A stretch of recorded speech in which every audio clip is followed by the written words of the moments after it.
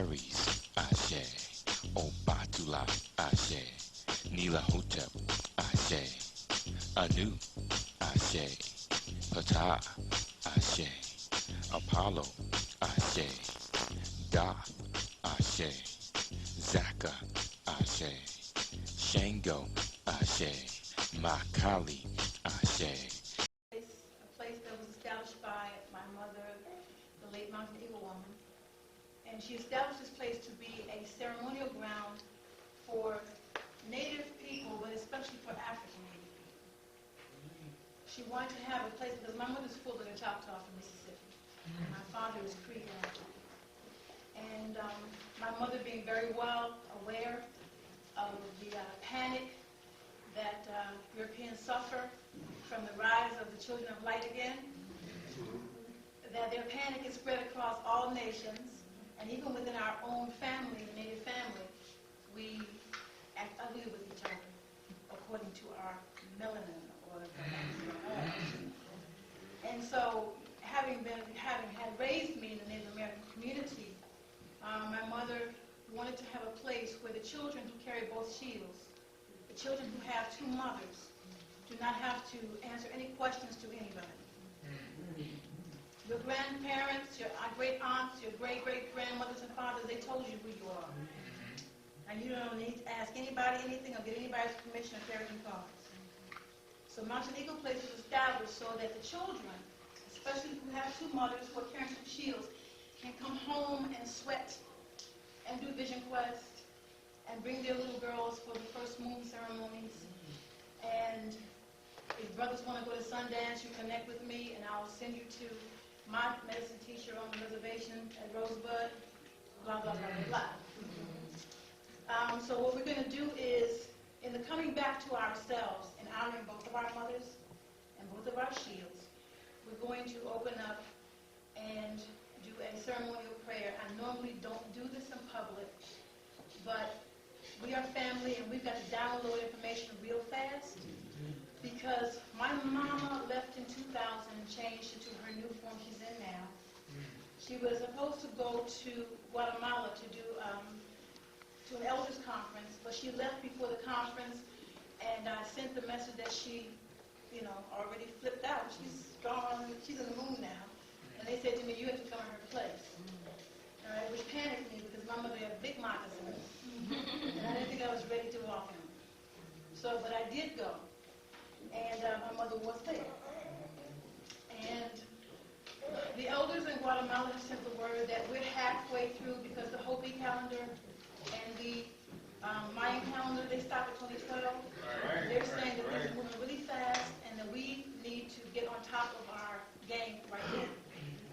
Right, so this song, it's in Lakota, and it's basically saying, this is me, here I am, calling for you to see me, to assist me, to move forward. Get anything out of my way, heal me, work with me, teach me, do whatever you got to do to get me ready to do what I got to do. All right? So, everybody stand, and we're going to turn in direction. Traditionally in Native music, we do something called a push-up.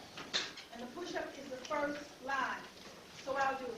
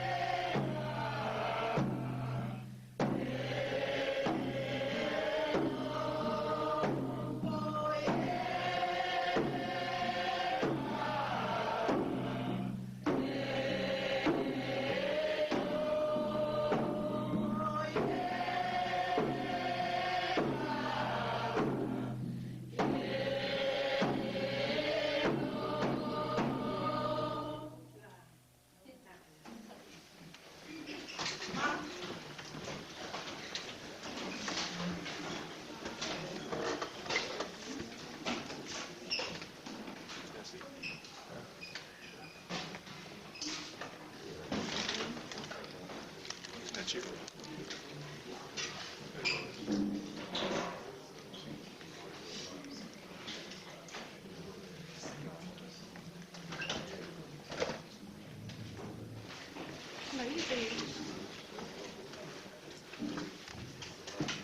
Good evening, everybody.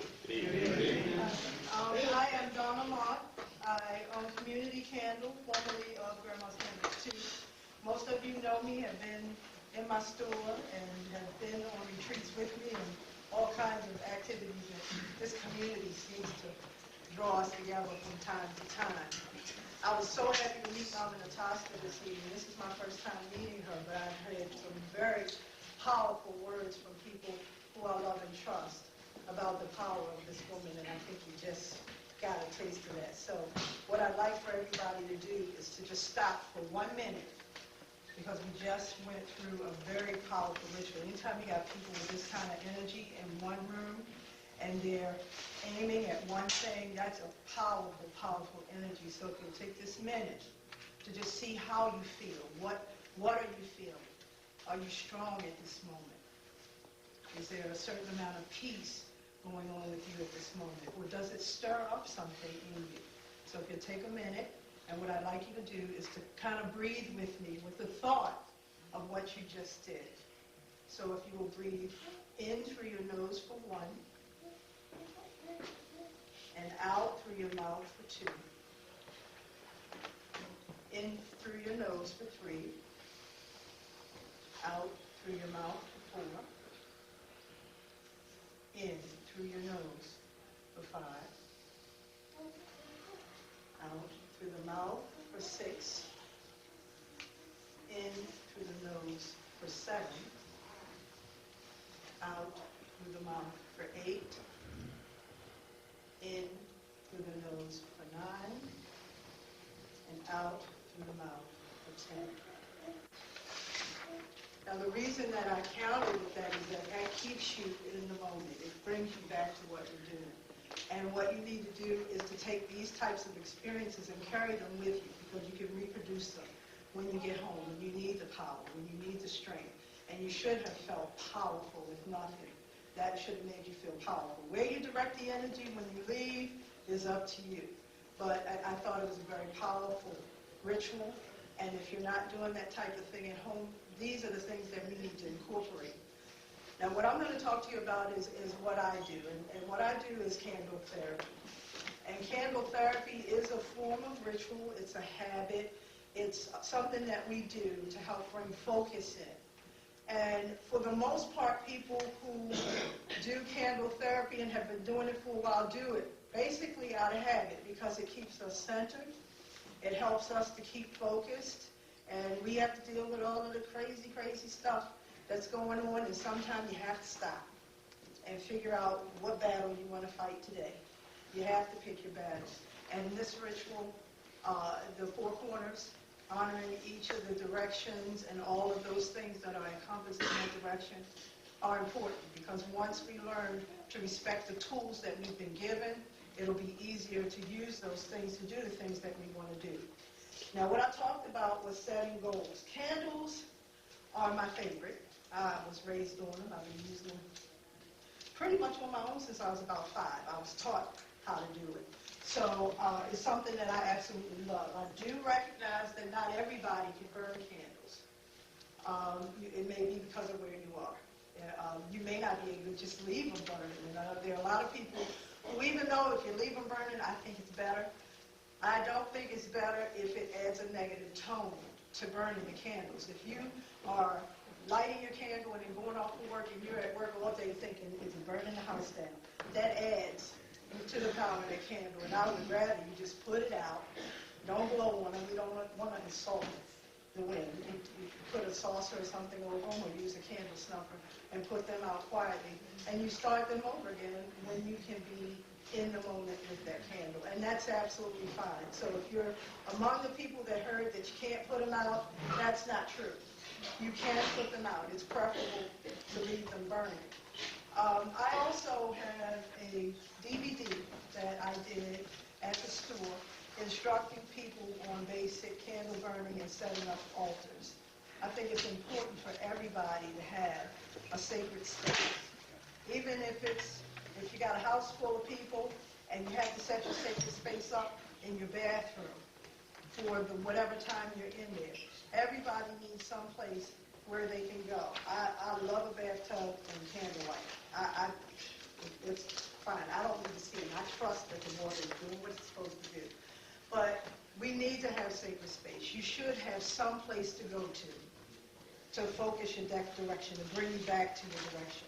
The breathing exercise that we did. If you do that and focus simply on breathing, that will bring you back to a certain point, and then you can continue from there. And these are exercises and rituals, whether you agree with it being a ritual or not. It is, in fact, a ritual that can start you off on a different path. If you have habits that you're trying to relieve yourself of, these types of rituals, bringing yourself back to center, back to ground, back to reality.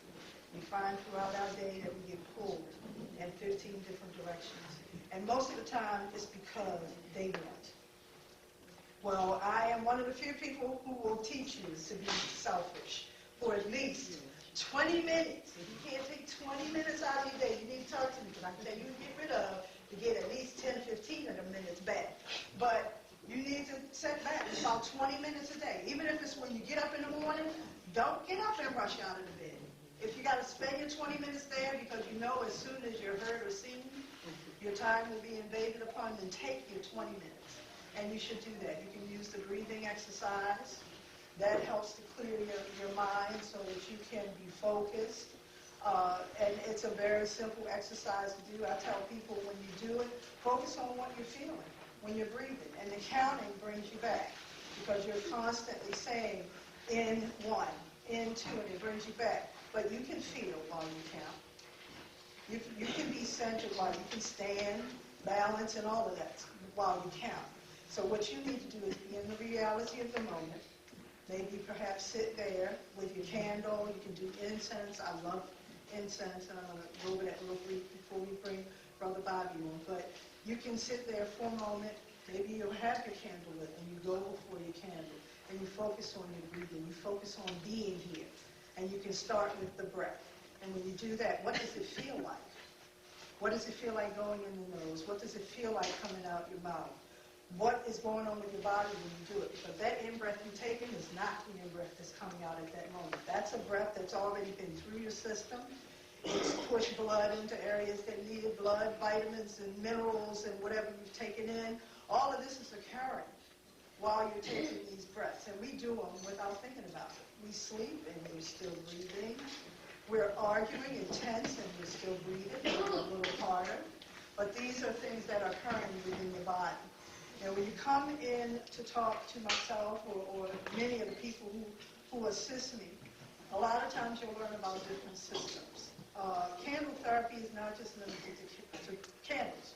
We use incense. We use oils. We use meditation. We use prayer. We use mantras.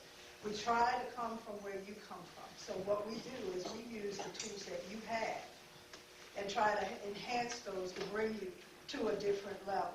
And you'll find that when you start doing things like that, it's going to start drawing you into a community just like this one, of people who are conscious-minded, people who are not afraid to move forward. Your warriors are in this room. Your queens are in this room. And it's going to attract those people to you in other areas of your life. So I do have some of those things available to you, but I have some printouts available that you're welcome to get that are in the back that talk about the different incenses and what you want them to bring to you. When you take in a fragrance, it goes into your body. You smelling it, it's coming in. So when you smell something that's not quite right, you're wise to remove yourself. But when you're smelling something, you're taking it in. So why not condition your own air? And they have been doing incense for thousands of years. They've been doing them for thousands of years because they didn't have television to distract them. They learned what the plants did. They learned what the resins did and learned what the barks did. And it's still true today. We still react. We haven't physically evolved to the point where we're no longer reacting to these things. Whether you're conscious of it or not, Doesn't matter. If you burn lavender or use a lavender diffuser in your home, it's going to calm people down. And they don't know what it is. They'll tell you, it smells clean in here.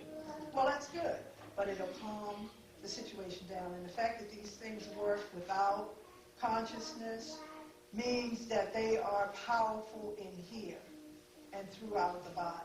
So we recommend that you do your own air conditioning. Pick an incense, pick an oil, pick an herb, things like that. If you're going to anoint your body with oils actually go through the skin. The skin is waterproof, but oils go through the skin. So choose an oil that matches what's going on with you. If someone else is using this oil, that might be fine for them. But you may need something that energizes. They may need something that calms down. So you need to be conscious of what you're putting on your skin. Jergens is fine, but you need to know what's in it. Because if there's oils in it, that oil is going to take that stuff through your skin. So you need to be very conscious of it. And oils also are healing. So maybe you do need to rub the oil on a certain part of your body. Lavender is good for burns. I love lavender because it has so many different reasons. But I have these sheets available, so you're welcome to pick them up, and it tells you what the various incense and oils are. Mama Natasha was gracious enough to smudge me when she came in. And I don't know if everybody should know about smudging, but you know. But smudging is a form of air conditioning, and what it does is it conditions the air around your particular aura. And depending on what you use, if you use sage, sage is purifying, it's cleansing, it lightens the atmosphere. If you burn it in your home, it's going to feel light. You're going to feel it. It does something, I don't know, it works. But it'll make it feel light. But what I tell people to do is, what it does is it gets rid of the negative energy. And when it cleanses, what you want to do is you want to reset the atmosphere to what your needs are. So if you need to be more prosperous, you want to burn an incense that's going to give you the energy to go out and get what you want. If you need healing, you're going to burn an incense that's going to tell your body, you know what? I need some balance in some area of my body, because illness, disease is dis-ease in the body, and it's important to bring that back into focus. Now, I don't want to take too much time, because I don't know about you guys, but he's not here enough for me, so I drive to Philly when he's there to go and see him. Hi, buddy. I go to Philly, so I get my dose a couple times a year. And I don't want to take any time from you guys, but if you have any questions at all, you feel free to ask. I do have some of the items, including incense burners. If you're a beginner, I'd be happy to go through it with you. But I want to tell you that the information that comes from this king, this man, is so powerful that if you don't use it, shame on you, because you will be told. And that's all I can tell you on that, is that you will be told. I'm currently at the Tapsco Flea Market. I'm looking to open a new location. Everybody's waiting for that, and it's happening. It's a slow process. So once we're home, I'm looking for a place where we can stay, and we shall not be moved. When we get there, we shall not be moved. So I have information in the back for anybody that wants it, but I want to hear, Brother Bobby, are you ready? But I'm ready for you. Come on up here.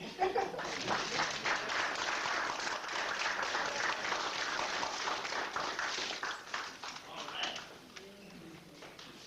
Everything coming together. This is interesting. Glad to be back in Baltimore. If we're going to do this, I guess glad this became a yearly thing, quarterly or what have you. It's interesting here to say a little bit about it. Brother Kwaku, he called and we go into music, talk about all types of music and stuff, and he's been sending me CDs, and I've been sending him copies of the albums that I got a room full of LPs, a couple thousand. And I was back there, was talking, we was over the phone, and I said, you know,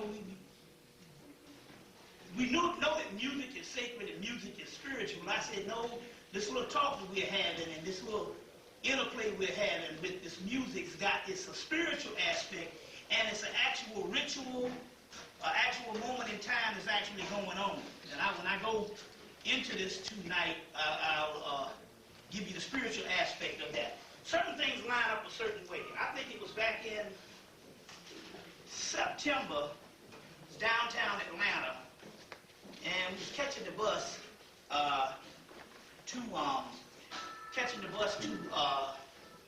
Little Five Points. That's a little artsy place where all the ex-hippies and what have you hang out, and all the Rastas and all the, all the black alternative and all the white alternative. They all dwell down in there. So we was going to Little Five Points. They got several shops down there with bizarre things. And I was sitting at the bus stop, and I looked down, and there was this Bible. I looked down, there was a Bible sitting on the bus stop. And I said, well, normally, Christian country, and everybody's Christian, and maybe somebody might have left this Bible. But the Spirit said, well, when I opened it up, it opened up to the page called Moabite. And I had just saw a movie called The Story of Ruth and the whole Moabite thing. You know, the Moors tell you about the Moabite. And it opened up the Moabite. I said, wait a minute, maybe there's something I was supposed to keep this Bible. And lo and behold, two things. Number one, there's a whole nother science that I need to deal with today, so we're going to go to church. Normally I said I wasn't going to travel with a whole lot of books no more, but I said, no, I can't come up in here with the Bible and no other books and stuff. I said, what's up? You don't come in and you turn into Reverend Biscuit. So I said, I got to treat this carefully. But what I'm talking about here is the scientific scholarship. But it's just interesting how things, and then there's another spiritual part here, is I had an uncle that used to be a big-time minister here in Baltimore, back in the 70s and the 60s. I think he died in 77. His name was Orlando Davis. And he was a big-time preacher from the 40s on up until he died in the 70s. So I said, well, wait a minute, maybe, and it's interested here on some new prophecies of Israel that they released. And this stuff has got, and when you say Israel, we're not talking about what you know. These are new prophecies of Tahuti, or the Hermetic thing. So we're going to go into that particular aspect, but it's just interesting how things come to be. Other thing, you might well not walk out now, Linda. You might well come on back. This is my queen that I rescued from D.C. This is y'all home girl. So they say I'm looking real good with this because of her. So we finally got her to, it's interesting, she got down south, and we had to put a gun to her head and leave. She could have gone to meet with me several places. She got down there and lost her mind. It's a D.C. girl, and lived in D.C., lived in Philly, was a northern type girl, up south. Then she went north, because D.C. is south. Yeah. But she went deep south and lost her mind. Put a corn pipe in her head. 3 years and stuff, so she considered herself a Georgia girl now. But anyway, it's just interesting here about her. The brother TJ, and we've been thinking about this for the longest, because I came and did the lecture in D.C. I did some stuff in D.C. in the early 90s, couldn't get back to D.C. Then we did a lecture with brother TJ, and I think the Spirit must have possessed TJ, because he pulled it off. We did the lecture. After the lecture stopped, it started snowing and all that. And we figured it out that the reason why with the lecture came about was to bring us together. That's how things happen. Because in the middle of January, and I usually don't give lectures in January.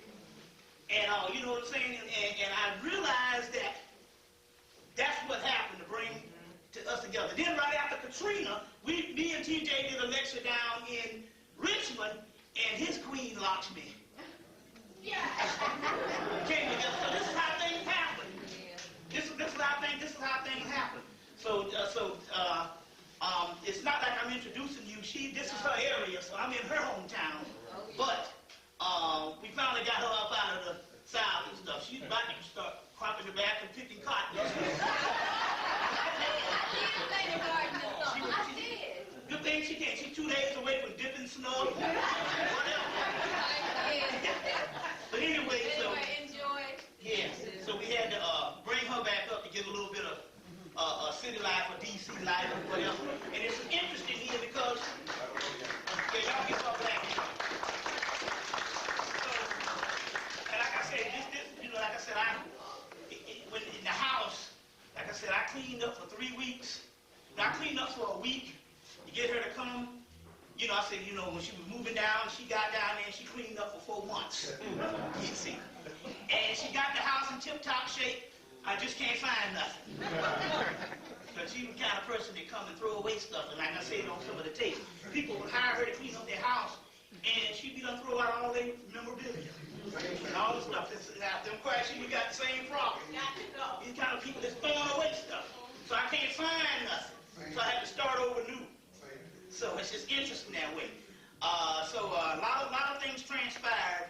My mother made the transition. She made wasn't more of a transition. It was more of a transformation in the particular aspect. And I'm going to go into this because there's still some mysterious stuff that went on at that particular time. But we got a lot of information. A lot of things was going on. It's interesting because she made the transition when Israel went into Lebanon and learned about the mistake that America made, because America had been having problems getting up out of Iraq, and Israel looked up, and they was in there for about a month and realized that they was getting ready to go down the same, the same route, and wouldn't be able to beat these people. So we're talking about here a spiritual vortex and things that's actually happening. And it's ironic, it took me to the last day to realize that my mother had a lot of spiritual destiny. And what transpired with her, I realized that in actuality, nothing is by mistake. We are all here at this particular time, which reiterates that everybody in this room, which is the elect, that they talk about, the upper room, the elect, or whatever, you should think of yourself that way. You see, that everybody here, and Brother C. Freemanell used to say, we all knew each other. We all knew each other. And I'm quite sure if you interface with each other long enough, you'll find out that in some kind of way, either in past lives or whatever, we knew each other. And I think that our consciousness, when there's so many thousands of people without consciousness, I think that our consciousness, the only reason why we can even have a consciousness at this particular time is because we agreed to do something, and we're coming back for that. Now, take for instance, there's a sister here with the red, what they call it, gele, turban, or whatever you want to call it, on her head. This is a Katrina victim. And it's how things connect up. Now, this your home, right? Okay, so I met you about 3 years ago, and he was corresponding with this sister Enrique from New Orleans. Then Katrina hit, she had to move to Houston. You're still in Houston, right? And how this connection, and I think you introduced my stuff to her, right? And I went down to Houston last year. She was down there, and this sister's a voodoo practitioner, a voodoo priestess. And yes, and voodoo priestess and an embodiment of Urzuli, a goddess of beauty, and as you can see all of that and stuff, you see. But the key here is how things are connected. And so it's interesting, all of a sudden she's up here today, and she said this is her first time in Baltimore. But how things, so in this particular case, what we're saying, when I go deeper into this particular information, we got a full libation, because I think she brought up some rum from Haiti. We get it from, so we're going to spit to the gods on that. I'm quite sure they'll like that, and I might take me a little sip too.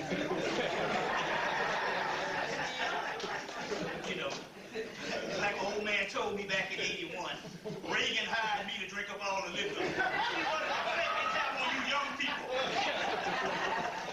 But anyway, this is how things hook up. I went to Canada the 1st of November.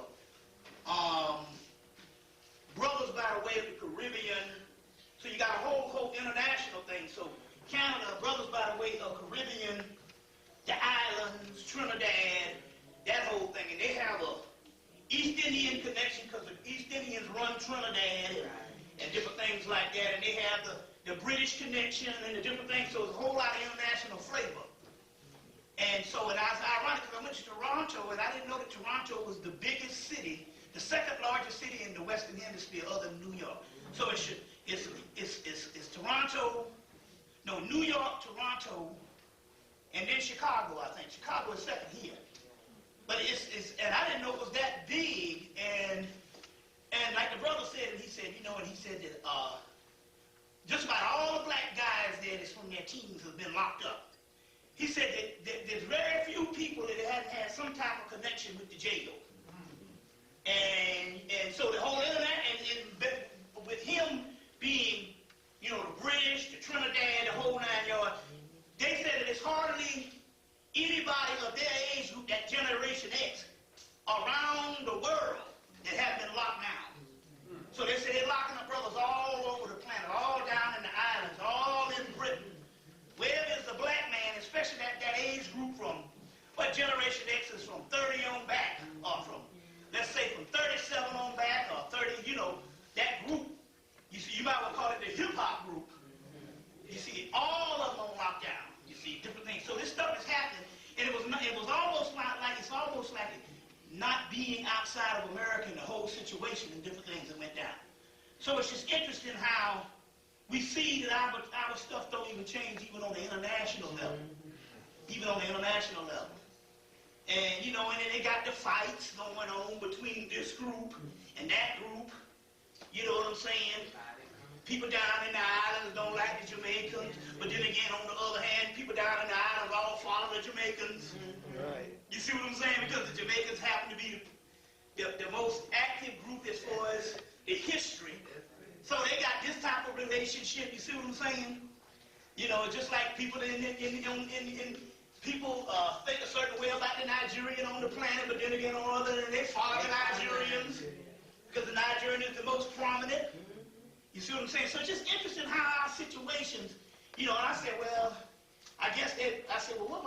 what would our nemesis be? Well, people don't like the New Yorkers and stuff, but then again, on the other hand, everybody follow New York.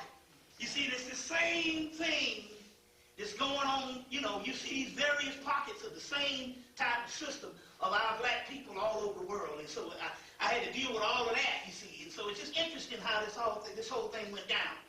But like they told me, but when I went through customs, they was like, now be sure now, you go through customs, it's all fine. But in January, you're all on lockdown. So this is what the people from America said. Now come January, you got to be on your shit to get back in the country. You can leave, but getting back in is another thing. You see?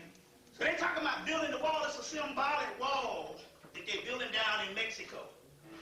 That wall has a lot to do with this, and they mentioned it on the news, that the Mexican government and the power elite, which is the people who rule the earth, these power elite, you call them Illuminati, you call them whatever, they're actually clearing out Mexico and taking, and so it's not, we need to build a wall to keep the Mexicans out.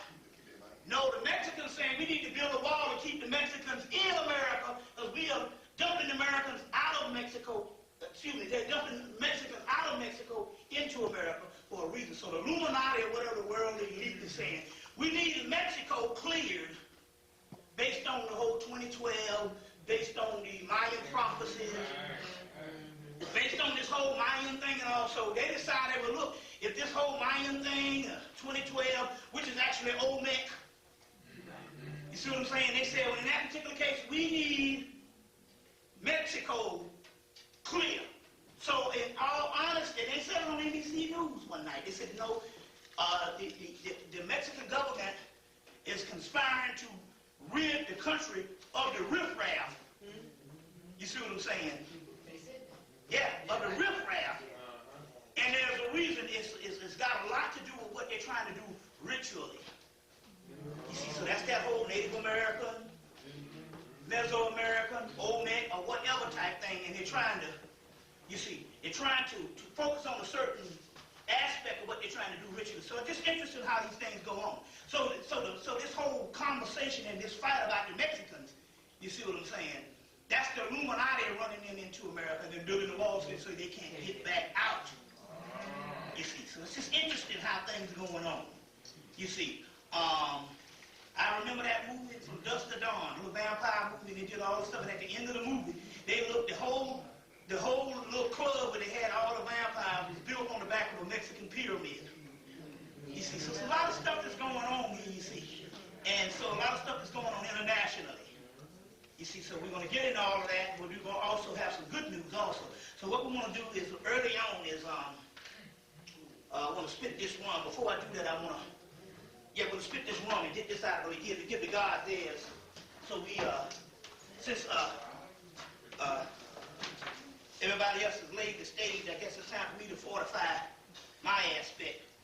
And also, it's very key right now because, man, the war is now being fought with chemtrails. I mean, it is unbelievable.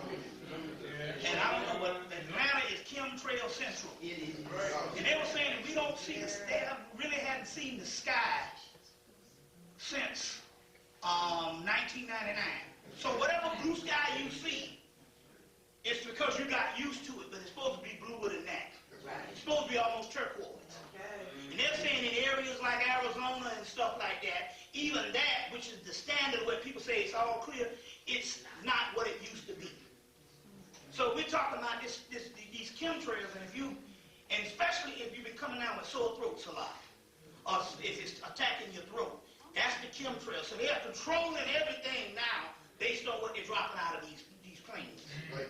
So therefore, in that particular case, you got to load up on a lot of whatever you need to load up on, the C-1000, the echinacea, especially there's an echinacea throat spray, which is real good. Echinacea Gold Seal throat spray by Gala Herbs. I guess that's G-A-L-A, Gala Herbs. And this is one that's real good to help with the chemtrails. Because they're really loading up on that. And now remember now, when they start dumping this stuff, it is because something on the DNA level is happening. It's still going. This is, for the last year, we've been talking about this, and this is the key on this DNA. We're going to get into a lot of this stuff today. And it's interesting here because when I went to this melanin conference that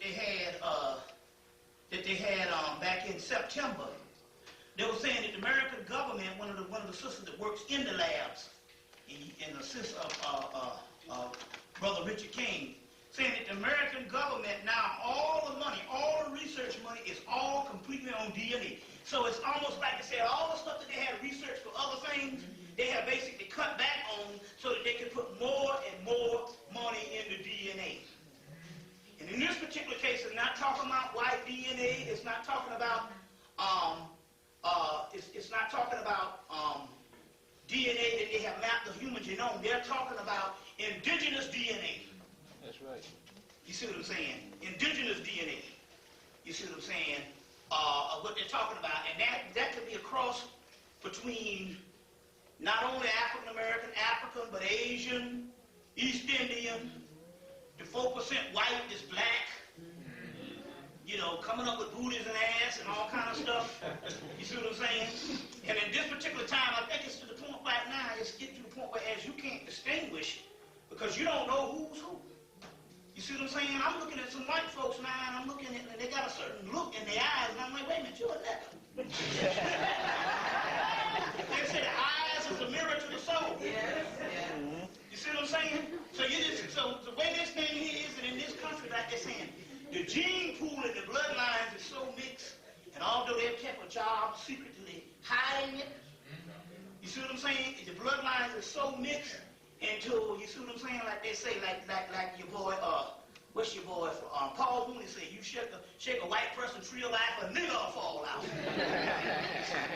So my point here is, there's a lot of things that's going on, you see, at this particular time, but we're talking about this particular DNA, which is very key. This indigenous DNA, you see. And so, it's become a global thing also. You see, real global aspect. I said, I really, even when I went to Canada, which they have, they have a whole interracial and a lot of multiracial. Not necessarily black and white, but black and Asian, black and East Indian. You see what I'm saying? So it's a lot of stuff that's going on, you see, on the global aspect. You see, so this whole, and so they don't have, so they just can't just single out a certain group to try to track it and try to kill it off. You see what I'm saying? Hell, it might be somebody in their own family. You see, they got to snuff out. So it's just interesting how this thing is actually going down. But we're going to get into all of that also. Got a lot of stuff to cover. A lot of stuff to cover. Now, let me go ahead and do this with this. I'm interested in seeing how this is. You got a cup of something. I don't want to drink out your bottle. You know, since it ain't mine, I can't just take a little swig. I mean, we'll be a little dignified. Of course, the energy isn't passing around. We'll just be a little pinky up. We'll do a little of this. And it's just interesting here because I just got there was some I found about 5 years ago, and I've been needing to get that. There was some black rum from Bermuda. And so I got it last weekend. I bought this thing, and I looked on the thing, and it said celebrating 200 years from 1886 to 2006. 1806 to 2006, but 200-year anniversary this year. And I said, damn, I got this just in time because I just bought it last month of the anniversary. So this is how things happen. This is the black people in Bermuda, the dark rum. They have the Mayas is real popular for, y'all alcoholics know what I'm talking about. This might go over your head on you lazy people who ain't never, But they had the Mayas, we've been hearing about that, and they got this Bermuda, and they got all this stuff. And then all of a sudden I heard about this Haitian thing. And so it worked the way, so, we're going to spit this to them and give them some libation. Y'all all right? You got to take it up.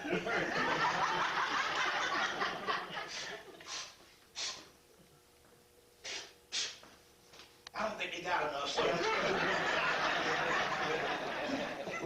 But anyway, yeah, that is pretty good. Quite tasty. I don't know if that's the sweetest rum I've tasted. That's almost like sherry. Yeah. Anyway, okay. So we're gonna give them that. So we're gonna do the libations right quick. So, you know the drill. Ezuli, I say Hawaii. Down by the way though, I say Aida Wado. I say Philly. I say Malaysia. I say Ezuli Ginta. I say Zarabanda. I say Kubanda. I say Oticha. I say Okeola. I say Shumala. I say Oticha. I say Otiacha. I say Ogu. I say Alcala. I say Lokeo. I say Katombo. I say Labado. I say Madre de Agua. Madre de la Luna. Mama Shola. San Kisima Moete. San Kisima Pitina. San Simone. La Pearson and Tranquil.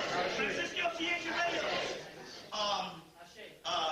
Let's see, moving right along. Awas, I say Owas, I say Abbas, I say Heru, I say Nu, I say Het, I say Rahatu, I say Lakshmi, I say Kali, I say Parvati, I say Sati, I say Rama, I say Krishna, I say Radha, I say Brahma, I say Dani, I say Shiva, I say Parvati, I say Vishnu, I say Simbi, I say Kuan Yin, I say Kanan, I say Nongwai, I say Bass, I say Beth, I say Butcher, I say Loon, I say Tahuti, I say Thoth, I say Imrut, I say Osei, Heru, I say Harsefi, Hafi, I say Mut, I say Seshet, I say Maya, I say Sekhmet, I say Selket, I say Satu, I say Heru, I say Nut, I say Abbott, I say Tyler, I say Mamu, I say Asta, I say Nana, I say Ishtar, I say Momu, I say Noku, I say Titi, I say Joa, I say Imatu, I say Aphrodite, I say Nala, I say Butchis, I say Dudum, I say Bertra, I say Mithra,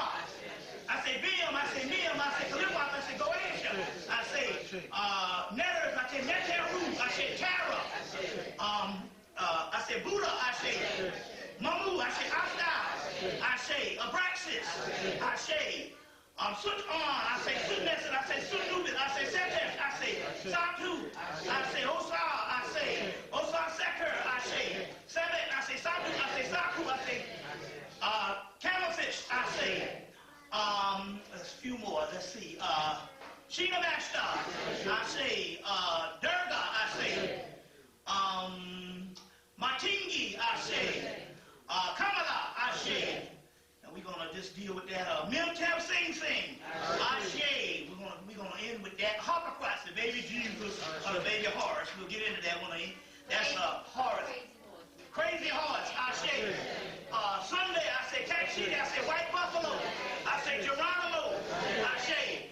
Thunderdog, I say. We can deal with that because Thunderdog was a Native American consort equivalent of the god Anubis that we tapped into his energy down in Tennessee, Jackson, Tennessee, back in 1994. Real powerful spirit and all. So we're gonna give him the last shout out. Thunderdog, I say. There's a whole bunch of those, and I want to do one thing.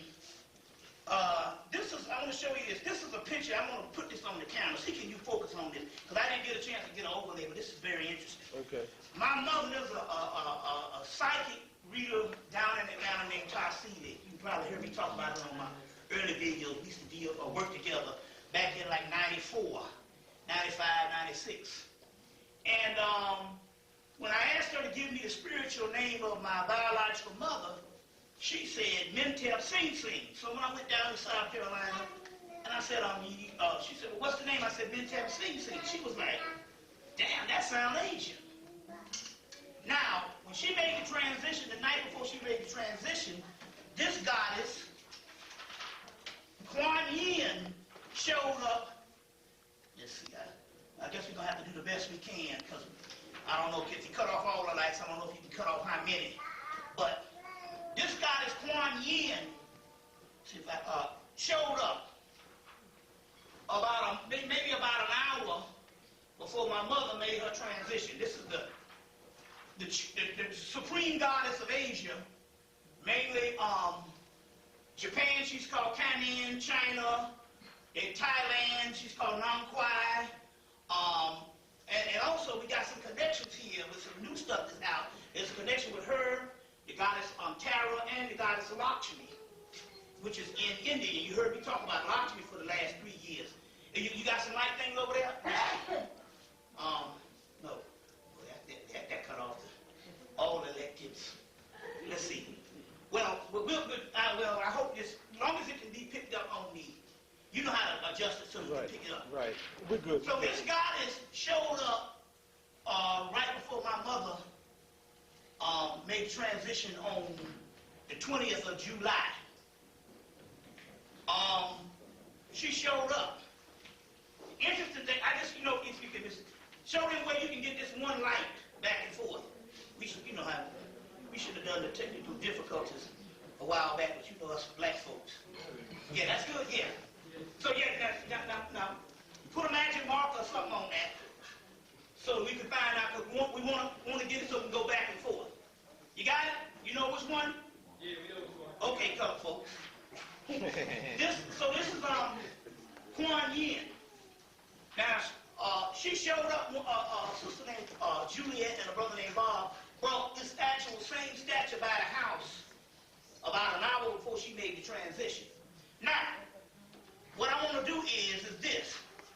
Show you how this thing is going. Remember anybody saw the African American Lives with Henry Louis Gates? Yeah.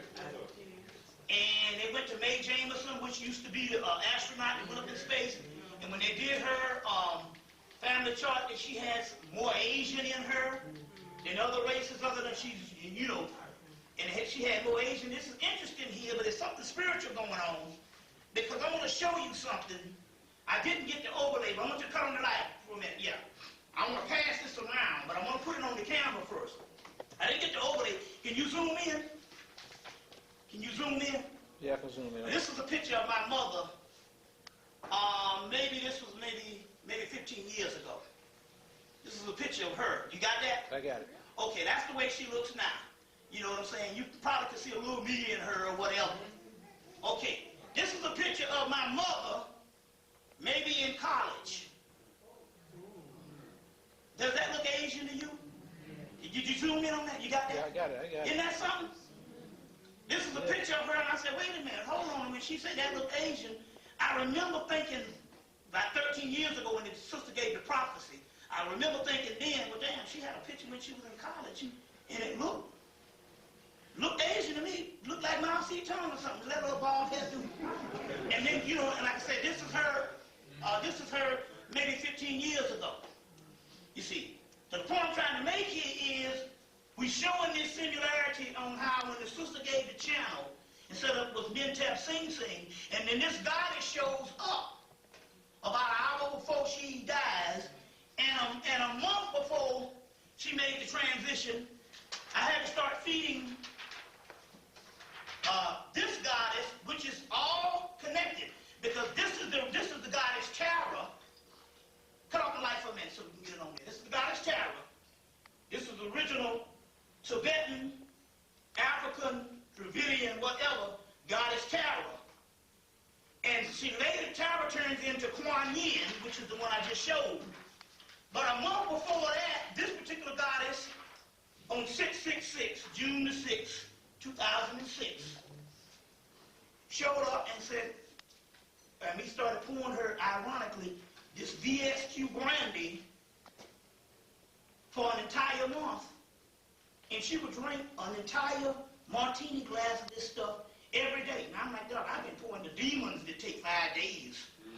And all kind of strong male spirits. And she was sipping this stuff down for 5 days. But I remember she said, I'm going to drink this stuff and then something is going to happen.